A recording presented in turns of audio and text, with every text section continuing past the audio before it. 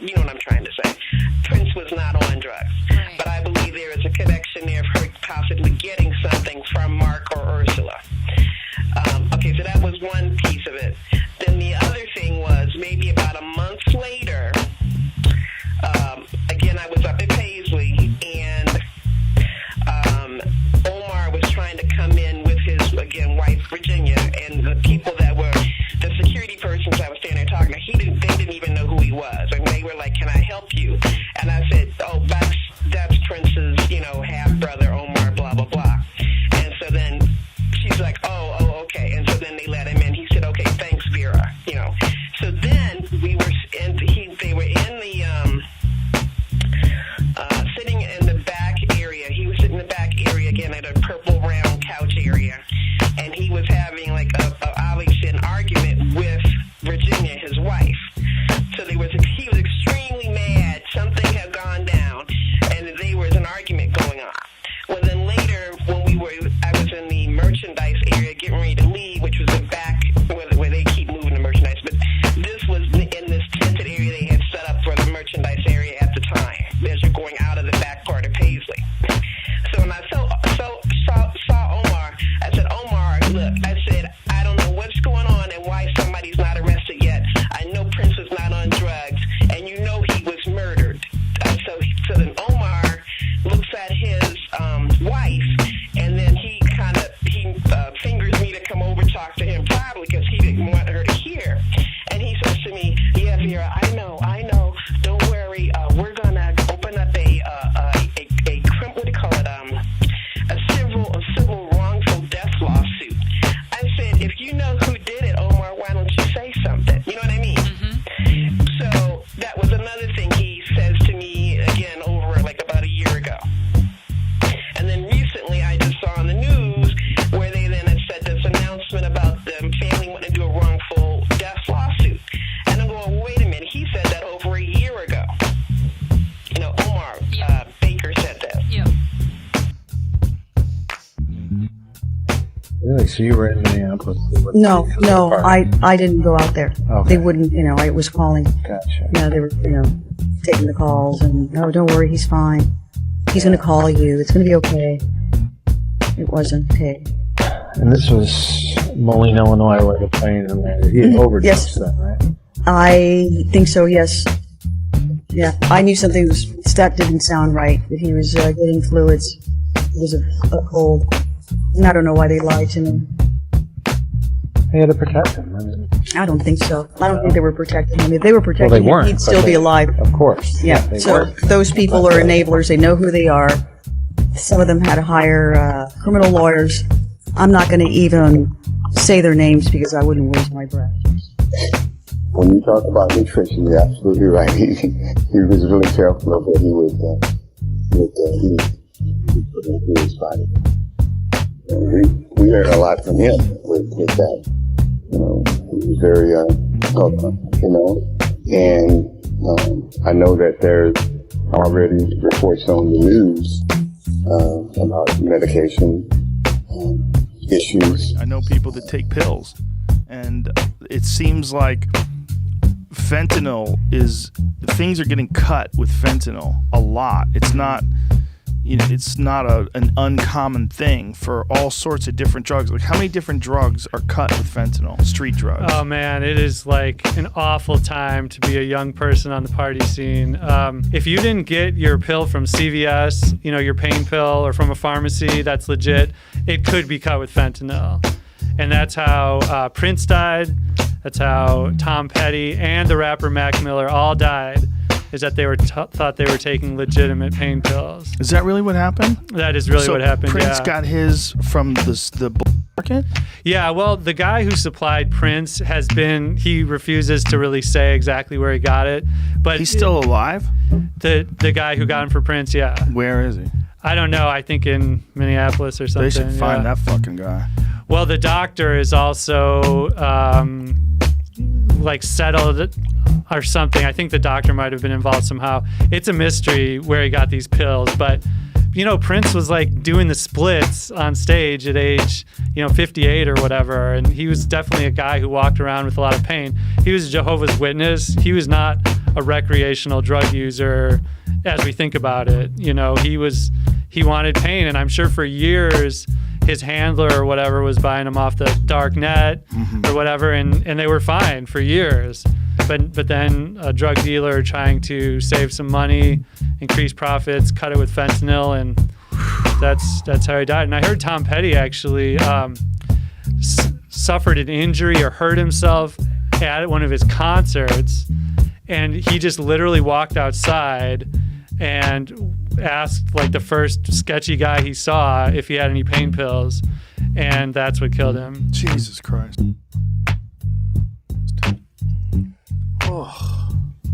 Can we just give it up to Prince and his genius? We're gonna miss him. So I'm gonna say that. I don't want to tear the man down. No, listen, I feel like we've been ripped off. He's been ripped off of his life. We've been ripped off of a great artist. Absolutely. Not his fault. Yeah. And again, I don't see a long history of addiction At or struggle. all. Right. Nothing like that. It's just you hear maybe there was something medical, then all of a sudden pain, and then all of a sudden he's dead. Yeah, that and is there's not a lot his of fault. rumors, and we want to find out because a lot of people are like, well, we don't want to hear about it. I want to understand how he died because he was such a great guy. Plus, it can help other people. Yeah, I think if they would have cooperated a little bit more, I think if obviously those blank testimony pages would have been filled with stories, we might still be in court, or we might have somebody, snitching on somebody else. We don't know. But obviously, if you put together all the pages that were left out, you still have a good-sized mystery on your hands. And again, just like I said the last time, all I'm doing is announcing the elephant in the room and the fact that there might be some elephant handlers around.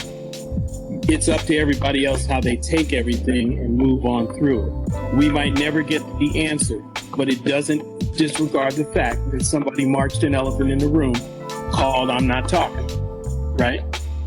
And somebody followed it up, and 2 or 3 more people followed it up, and there's enough people following it up to where it really looks stinky when you look at anything and spread out everything.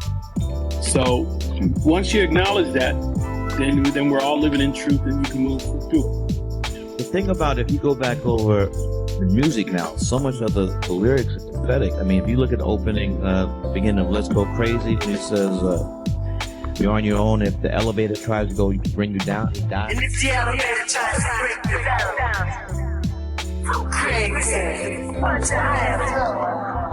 In the elevator. The elevator was the symbol for the devil. So much depth in those lyrics going back, and I realize now it's easy to look for that, but it's unreal. I mean, when you had D'Angelo on singing Sometimes It Snows in April on the show the other night, it's heaven and death and salvation, like it is there over and over again. Did you have any inkling at all that he had become addicted to painkillers, or he was wrestling with this?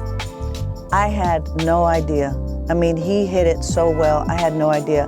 I didn't even know opioid. I didn't know the name of that drug. I didn't even know what it did. I had to look it up once I found out that was, I guess, what he had. And I never heard of the drug before until he passed away. I knew nothing of it, so no, I didn't know anything about it. And now, of course, this is all we hear about, as you mentioned. It's affecting hundreds of thousands, probably millions of Americans, and killing so many as well. And now there's information that when authorities searched his estate, some of the opioids were prescribed to his estate manager and friend. And there are allegations that Prince's doctor used Kirk Johnson's name to protect Prince's privacy.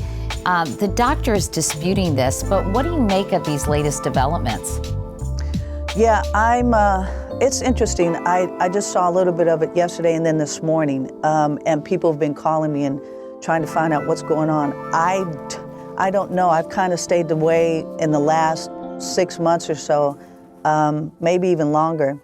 These allegations that are coming up now, I don't know what's happening. I'm hearing things now, and I know that Kirk had been with him a lot in the last days, and I kept trying to call to find out how he was doing, and I couldn't get Prince on the phone, which was very strange. So I don't know what's going on. Who do you think was responsible for his death? Do you have any idea?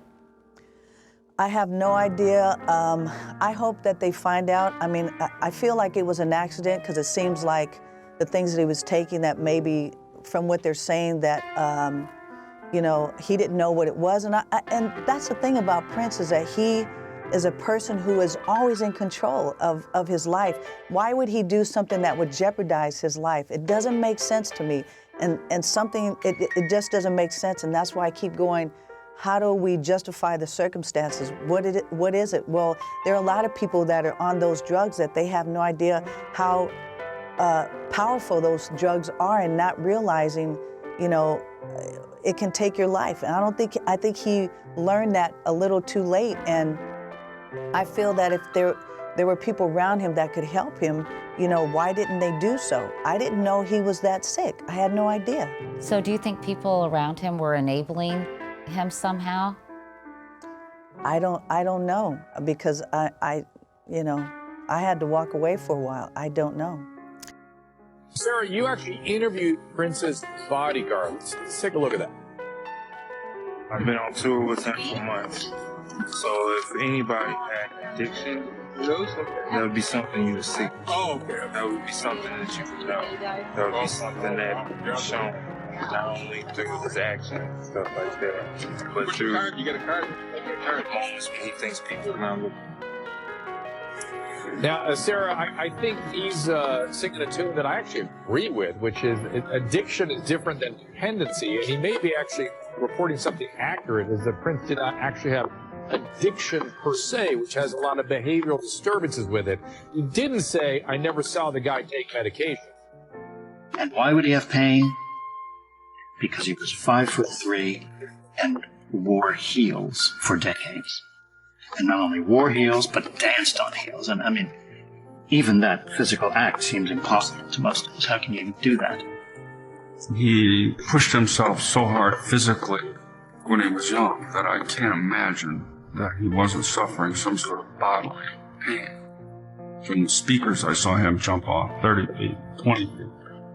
Every night, you know, just perfect 10s. And if they weren't, you'd never know it. So if he landed wrong and it hurt him, you'd never know it. Were you aware that he was in such physical pain? I mean, it was acknowledged that, you know, he'd damaged his knees, of course, from all those years of those fabulous heels and all that dancing. But were you aware that there was so much pain? I was not. And then every time our conversation, we always started with, how are you? He'd ask me first, how are you? Then I'd say, how are you? And if I heard something or whatever, I would go, how are you really? Yes. And then he would go into if there was anything. Yep. And I would look at him, you know, because then I could tell. So could you tell when he was using too many medications and he was reliant on that so strongly? Was it evident to you? No, definitely not. Never saw anything like that in all of the years. Really? And we were extremely close. There was not a time, there were maybe 6 months when because I had a drug and alcohol problem, there were about 6 months out of my whole life.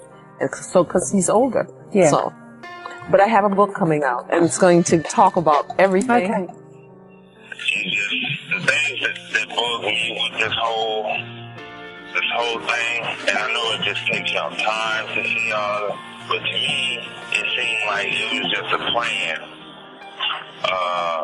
You know, like it's awkward. You get your name and your rights and your music back, now you dead. Okay. You sit up here and Prince has never been scared. Like, never, like, I'm not saying that he's not human and he doesn't have fears of things, but, well, he didn't. But when it came to, for his name, for his music, for him as a person, for the rights of people, you know what I mean? Like, he wasn't scared to fight for that. So it was like, for this to come out and then he'd be like, you know, right before all of that, he did say before, he's like, you know, you think you're safe and you know, people just try and get you.